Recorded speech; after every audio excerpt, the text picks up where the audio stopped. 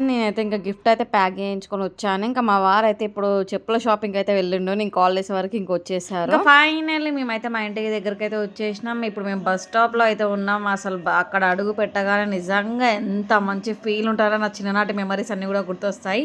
చాలా చాలా హ్యాపీగా అనిపిస్తది. నిజంగా అమ్మ వాళ్ళ ఇంటికి వస్తే మాత్రం మస్తు అనిపిస్తది నాకైతే.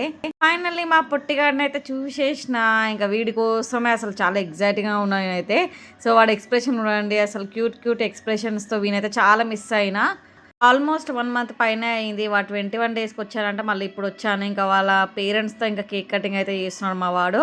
సో వీనితో పట్టిచ్చి కేక్ కట్ చేపిద్దామనుకో వాడేమో పట్టుకునే మూడ్‌లో లేడు. వాడు ఎగురుతా ఉన్నాడు. హ్యాపీగా ఉన్నాడు వాడు గూడా.